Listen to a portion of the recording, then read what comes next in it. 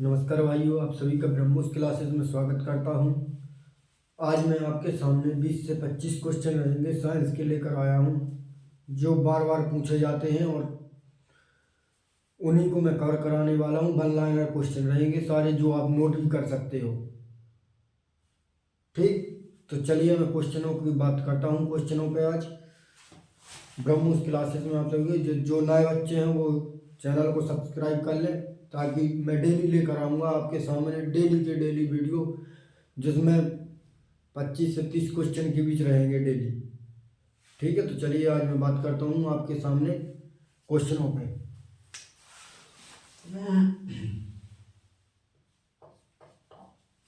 सबसे पहले बताइए कि सेब में कौन सा अम्ल होता है?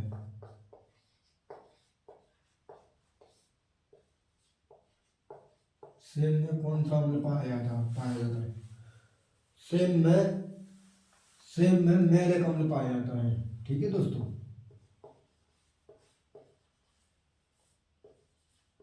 सेब में मैलिक अम्ल पाया जाता है। तो एक क्वेश्चन और बताइए अम्ल से। इमली में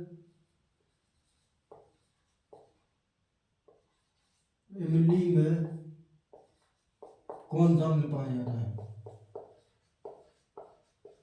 इमली में कौन सा अम्ल? इमली में टार्टरिक अम्ल पाया जाता है। इमली में टार्टरिक अम्ल पाया जाता है। इमली में टार्टरिक अम्ल पाया जाता है। तो इसके साथ एक क्वेश्चन और पूछ लेता हूँ। मूत्र में कौन सा अम्ल पाया जाता है? मूत्र में कौन सा अम्ल पाया जाता है? मूत्र में दोस्तों यूरिक अम्ल पाया जाता है। मूत्र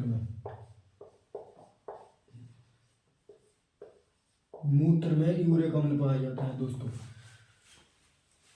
चलो तो अब दूसरे क्वेश्चन पे चलते हैं। कवक और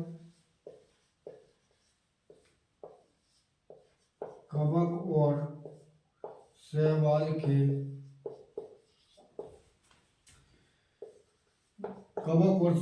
के बीच की कड़ी को क्या कहते हैं? बताइए भाई।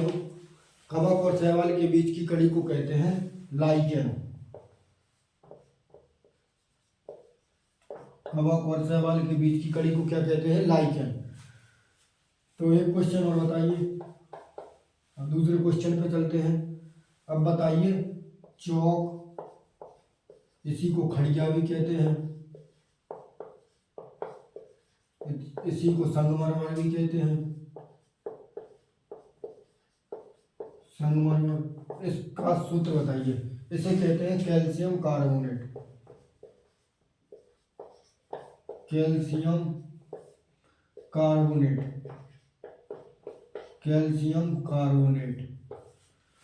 कार्बोनेट का सूत्र होता है CaCO3।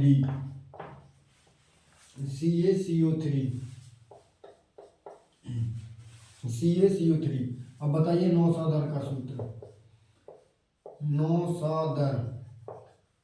नौसादर को क्या कहते हैं? नौसादर को कहते हैं अमोनियम क्लोराइड। नौसादर को कहते हैं अमोनियम क्लोराइड। नौसादर को कहते हैं अमोनियम क्लोराइड। अमोनियम क्लोराइड का सूत्र होता है NH4Cl। अमोनियम क्लोराइड का सूत्र होता है NH4Cl। चलो दूसरे क्वेश्चन पे चलते हैं भाइयों। अब बताइए, क्विक सिल्वर किसे कहते हैं? क्विक सिल्वर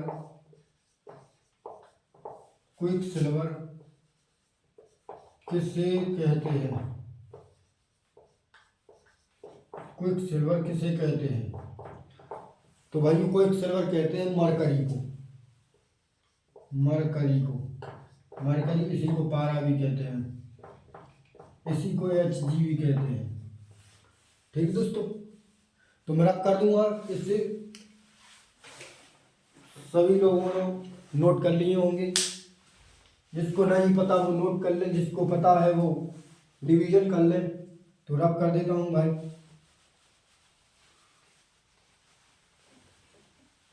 दूसरे क्वेश्चनों पे चलेंगे फिर।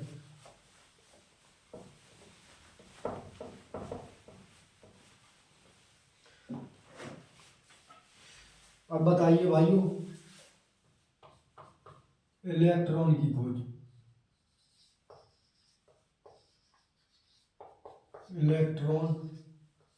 इलेक्ट्रॉन की खोज किसने की भाई? इलेक्ट्रॉन की खोज बताइए भाई। भाइयों, इलेक्ट्रॉन की खोज करी जे थॉमसन ने। J Thomson. तो एक और पूछ लेता हूँ खोज से, प्रोटॉन की खोज बताइए भाइयों।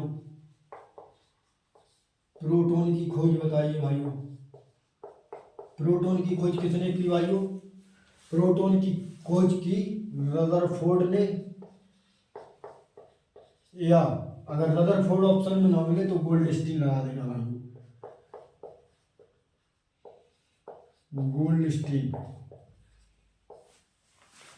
गोल्डस्टीन। अब बताइए भाइयों, अपवर्जन का सिद्धांत किसने दिया?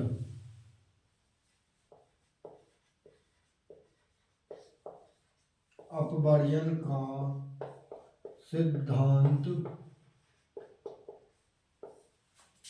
किसने दिया?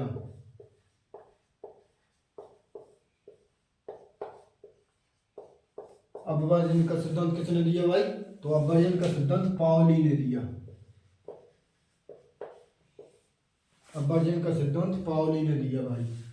अब बताइए, माइकोलॉजी में किसका अध्ययन होता है?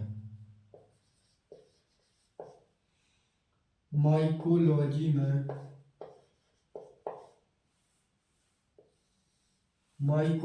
में किसका अध्ययन होता है? तो भाइयों, माइकोलॉजी में कवकों का अध्ययन होता है। माइकोलॉजी में कवकों का अध्ययन होता है। माइकोलॉजी में कवकों का अध्ययन होता है भाई। तो एक और बताइए भाइयों, ब्यूटी कल्चर में किसका अध्ययन होता है? ब्यूटी कल्चर में किसका अध्ययन होता है? तो भाइयों, ब्यूटी कल्चर में अंगूर की खेती की जाती है।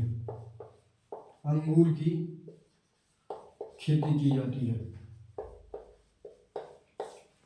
अंगूर की खेती की जाती है भाइयों। अब बताइए, क्लोरोफिल में कौन सी धातु पाई जाती है? क्लोरोफिल में कौन सी धातु पाई जाती है? क्लोरोफिल में कौन सी धातु पाई जाती है भाइयों? बताइए। क्लोरोफिल में मैग्नीशियम धातु पाई जाती है भाइयों, ध्यान रखना।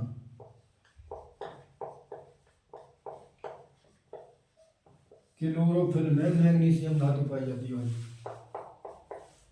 एक और बताइए, टमाटर का लाल रंग किसके कारण होता है? टमाटर का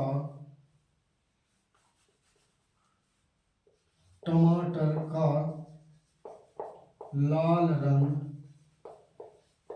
किसके कारण होता है? तो टमाटर का लाल रंग किसके कारण होता है भाइयों? टमाटर का लाल रंग होता है लाइकोपीन के कारण। लाइकोपीन के कारण। एक और बताइए भाइयों, गाजर का लाल रंग किसके कारण होता है? गाजर का लाल रंग किसके कारण होता है? गाजर का लाल रंग किसके कारण होता है भाइयों? तो कैरोटीन के कारण होता है। कैरोटीन के कारण होता है। गाजर का लाल रंग कैरोटीन के कारण होता है भाइयों। जिसको पता हो वो नोट कर लेना, जिसको पता है वो ना नोट करे तो रिवीजन हो जाएगा आप सभी का, और जिसको नहीं पता वो नोट कर लो भाई, आपके आगे आएगा ये। चलिए भाई और दूसरे क्वेश्चनों पे चलते हैं।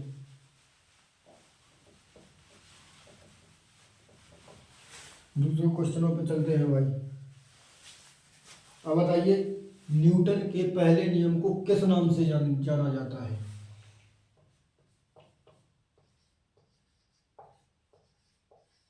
न्यूटन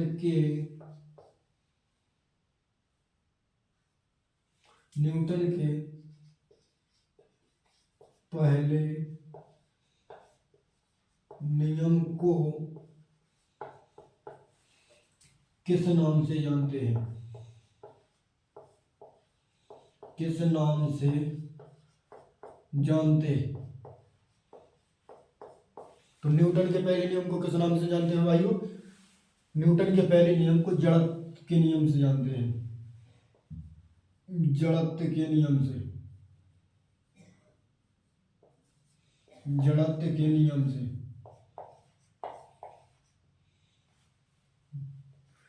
जड़त्व के नियम से जानते हैं न्यूटन के पहले नियम को। अच्छा एक और बताइए, जीवित कोशिका की खोज किसने की? जीवित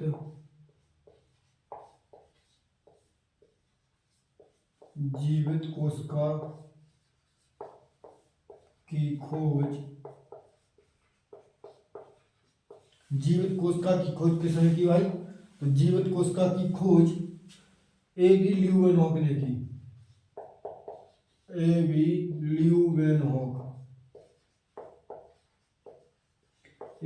ल्यूवेनहॉक ने की।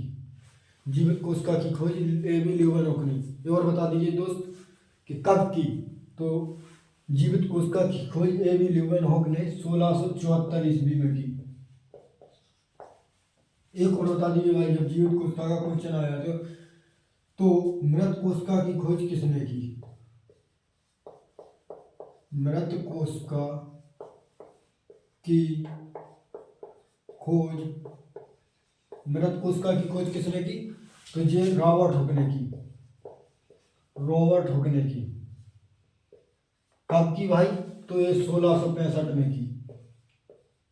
1665 ईस्वी में की। कहाँ पे की थी भाई इसने मृत कोशिका की खोज? इसने की थी पेड़ के वृक्ष के कॉर्क पे, वृक्ष के कॉर्क पे करी थी भाई। चलो तो आगे चलते हैं भाई। कोशिका विज्ञान का जनक किसे कहते हैं? कोशिका विज्ञान का जनक, कोशिका विज्ञान का जनक, कोशिका विज्ञान का जनक, कोशिका विज्ञान का जनक किसे कहते हैं भाई? तो जे.बी. रॉबर्ट हुक कहते हैं।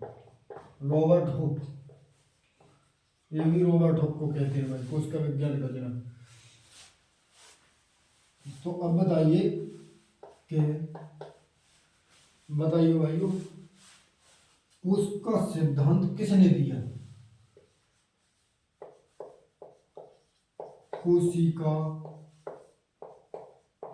कोशिका सिद्धांत किसने दिया? कोशिका सिद्धांत किसने दिया? बताइए। तो कोशिका सिद्धांत दिया भाइयों किसने? श्लाइनर और स्वान ने।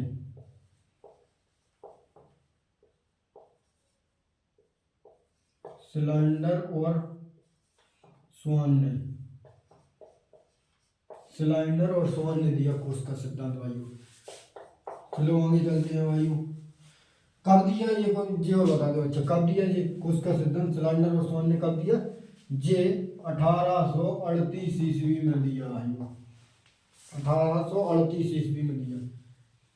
जय और बताइए माइटोकॉन्ड्रिया की खोज,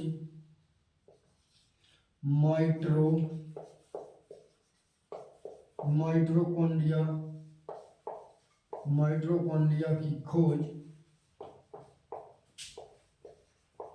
किसने की?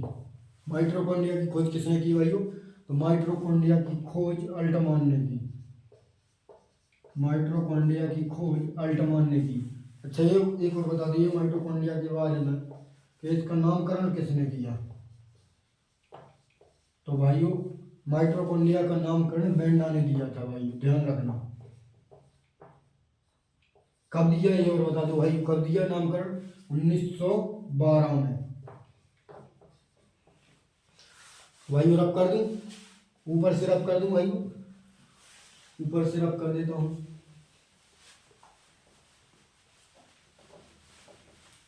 आपको याद हो जाएंगी ये चीजें जब आप डेली रिवाइज करोगे ना, मेरे साथ डेली जुड़ोगे तो आपको रिवाइज हो जाएंगी ये चीजें। एक और बताइए भाई, माइटोकॉन्ड्रिया के बारे में क्वेश्चन है। जो माइटोकॉन्ड्रिया के अंदर अंगुलिनिमस संरचना होती है उसे किस नाम से जाना जाता है? माइटोकॉन्ड्रिया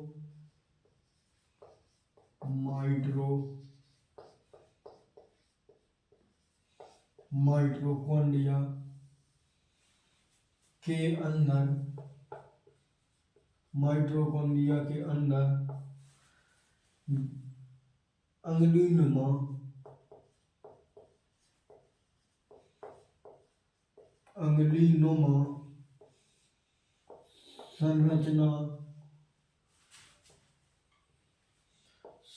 अंगुलिनुमा संरचना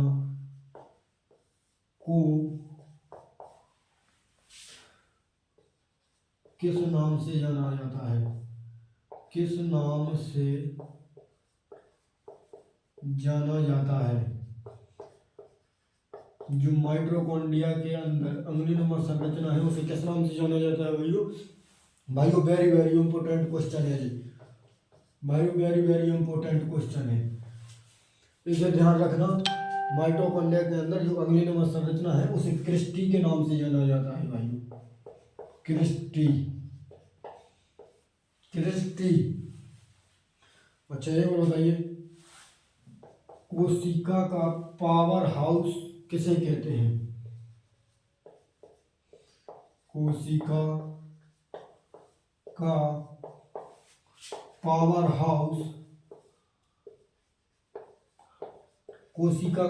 हाउस किसे कहते हैं?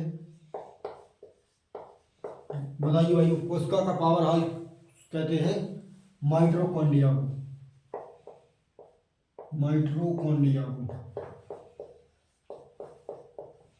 कोशिका का पावर हाउस कहते हैं माइटोकॉन्ड्रिया को। अच्छा दूसरे क्वेश्चन पे चलते हैं।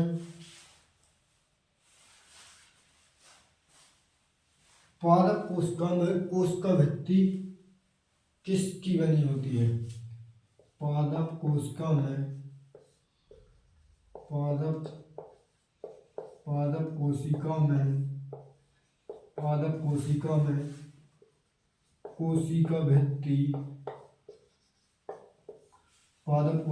कोशिका भित्ति किस चीज की बनी होती है? तो पादप कोशिका में कोशिका भित्ति सेलुलोज की बनी होती है भाई, सेलुलोज। एक ध्यान रखना जी, कोशिका भित्ति जंतु कोशिका में कभी नहीं पाई जाती। अच्छा ये बताइए, कवक में कोशिका भित्ति काय की बनी रहती है? कवक में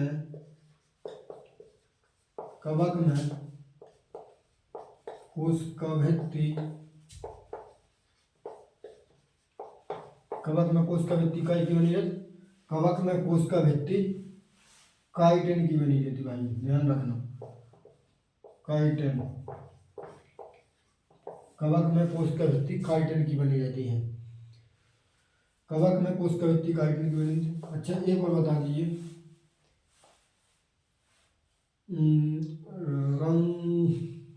एक और बता दीजिए भाई साहब, केंद्रक की खोज किसने की?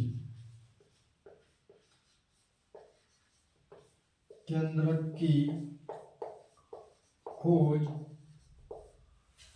किसने की? तो भाई केंद्रक की खोज रॉबर्ट ब्राउन ने की, भाई कब की? तो जी 1831 ईस्वी में की,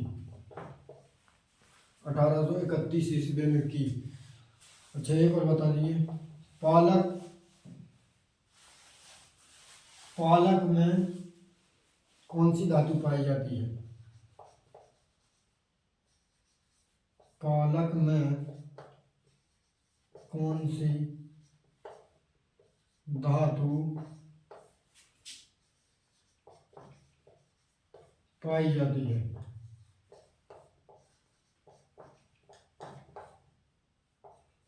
पालक में कौन सी धातु पाई जाती है भाइयों? पालक में आयरन धातु पाई जाती है।